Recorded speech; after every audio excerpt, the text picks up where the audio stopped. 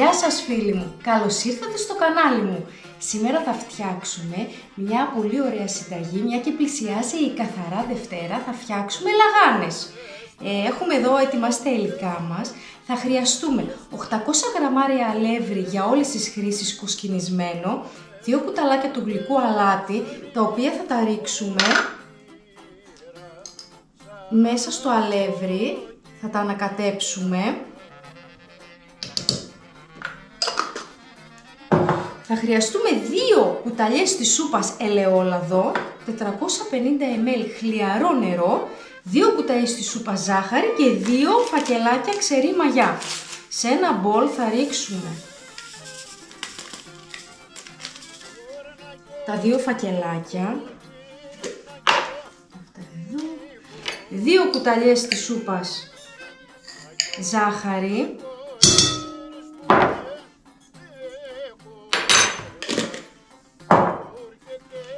450 ml χλιαρό νερό για να μπορέσει να ενεργοποιηθεί η μαγιά μας. Θα το βάλουμε όλο. Και από τα 800 γραμμάρια αλεύρι θα βάλουμε 2 κουταλάκια της σούπας. Θα τα ανακατέψουμε.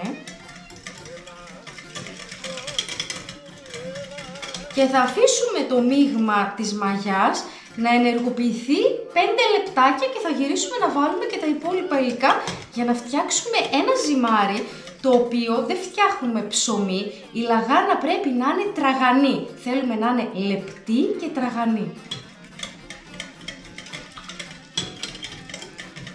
Λοιπόν, η μαγιά μας έχει ενεργοποιηθεί, έχει αφρίσει και τώρα θα βάλουμε 2 κουταλάκια της σούπας ελαιόλαδο.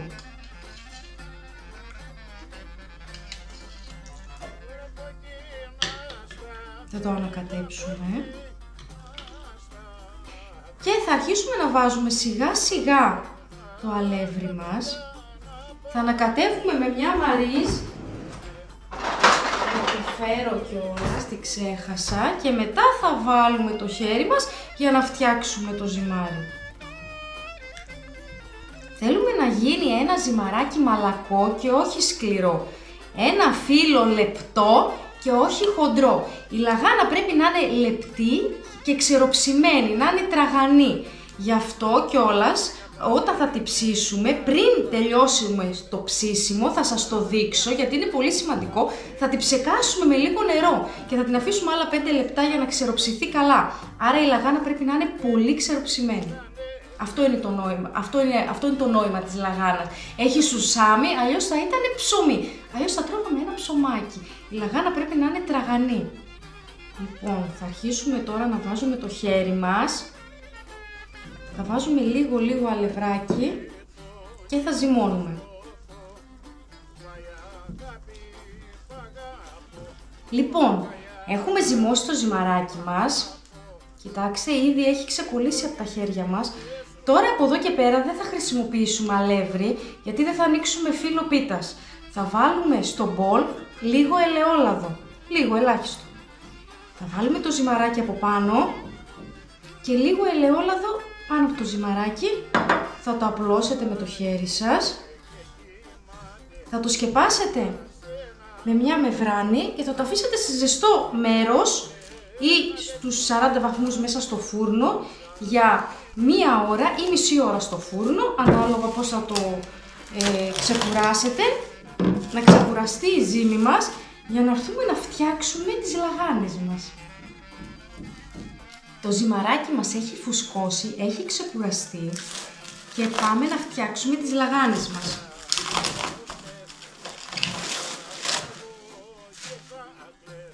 Ορίστε. Κοιτάξτε, όσο πολύ φούσκωσε. Θα κάνουμε τα χέρια μας, θα βάλουμε τα χέρια μας στο ελαιόλαδο, όχι με πλάστη, με τα χέρια θα ανοίξουμε το ζυμάρι και δεν θα βάλουμε και αλεύρι, με λάδι θα το ανοίξουμε. Το ζυμαράκι μας, το χωρίσουμε στα 2.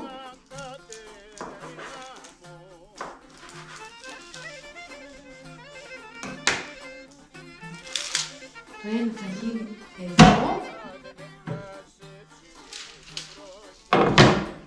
θα είναι σε αυτή τη λαδόκολλα. Το αφήνουμε στην άκρη. Σε ένα ανάποδο ταψάκι θα βάλετε μια λαδόκολλα.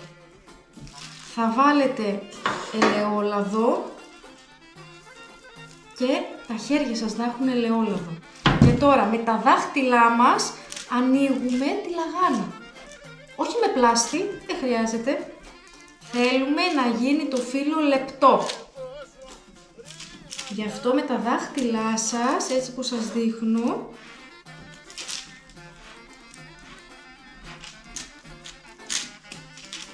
προσπαθήστε να έχει οβάλ σχήμα, και εγώ έτσι θα προσπαθήσω τώρα, όπως είναι το σχήμα της λαγάνας. Όπως και να σας βγει το σχήμα, άμα είναι λεπτό θα γίνει ξεροψημένο, θα γίνει ωραίο τραγανό.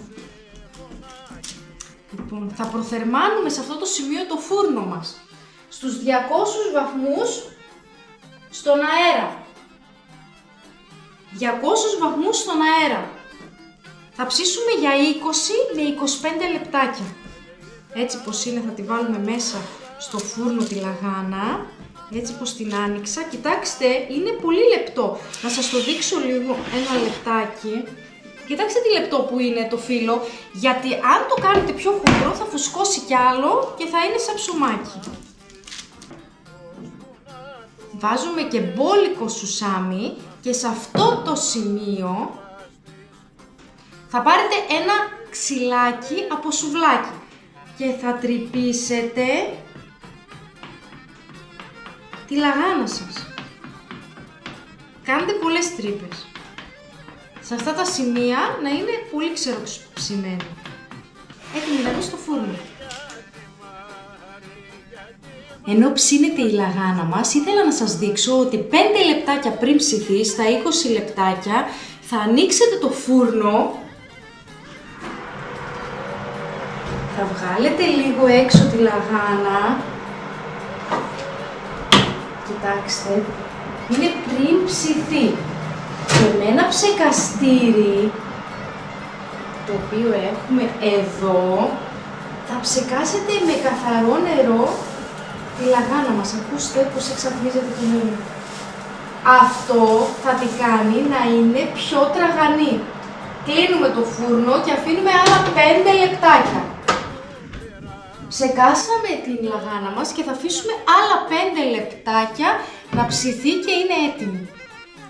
Οι λαγάνες μας είναι έτοιμες, έχουν ψηθεί, σε 25 λεπτά έχουμε έτοιμες, νόστιμες, πεντανόστιμες βασικά, τραγανές λαγάνες για το σαρακοστιανό μας τραπέζι. Κοιτάξτε πώς έχουν γίνει. Είναι λεπτές, όπως βλέπετε και εδώ, και τραγανές. Και αυτό θα σας το δείξω τώρα, θα προσπαθήσω τουλάχιστον. Ακούστε πόσο τραγανές είναι οι λαγάνες μας. Κοιτάξτε, θα κόψω ένα κομμάτι. Έχουν και τα σουσάμια, δεν πειράζει. Κοιτάξτε, ελπίζω να σας έδωσα να καταλάβετε πόσο τραγανή είναι η λαγάνα μας. Να τη δοκιμάσουμε κιόλας. Είναι πάρα πολύ ωραία.